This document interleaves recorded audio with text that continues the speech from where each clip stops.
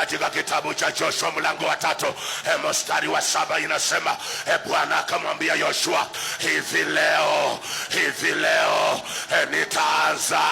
It must be today, it must be today. Likata yakata. Ako wapi anayesikiliza? Ako wapi anayesikiliza? Ni Bwana anasema hivi leo. Kwa hivyo it must be today. Ni mdomo wa Jehova, ni mdomo wa Jehova, na yanasema nitaanza kukutukuza lakata yaba mbele ya Israeli wote, wapate kujua ya kuwa mimi nitakuwa pamoja nawe kama nilivyokuwa pamoja na Musa. Waliotangulia wakatembea na neema, waliotangulia wakajazwa na Roho, waliotangulia wakashinda vita, waliotangulia wakapata upenyo. Mungu atukuzwe. Lakini ni majira yako. Baba anasema hivi leo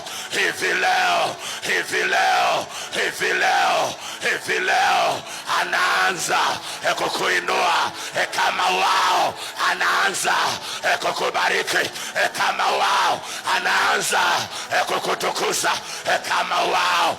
Ainuliwe Bwana kwa waliotangulia, waliotembea na moto wa Roho, waliotembea na anga ya Bwana, waliotembea na unabii juu ya maisha yao, lakini season yao ikamalizika kwa ushindi mkubwa. Na Baba anasema yeye ni jana, leo, halakatata hata milele.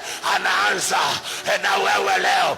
Kila alifanya kwa Petero anafanya kwako. Kila alifanya kwa Isaya anafanya kwako. Kila alifanya kwa Jeremia anafanya kwako. Kila alifanya kwa Danieli anafanya kwako. Kila alifanya kwa Ayubu akamregeshea, atafanya kwako. Kila alifanya kwa Amosi atafanya kwako. Kila alifanya kwa Hagai atafanya kwako. Kila alifanya na Paulo atafanya kwako.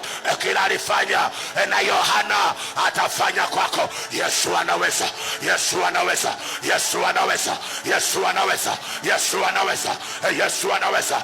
Kila alifanya na Debora atafanya kwako. Kila alifanya na Ruthu atafanya kwako. Alikataya ataanza kukutukuza, ataanza libakataya, ataanza. Na anasema sio kesho, leo. Hiyo ni namba plate, ipokee. Likatayaba leo. Yesu wangu, Yesu anaweza. Yesu wangu namtukuza. Yesu wangu haleluya.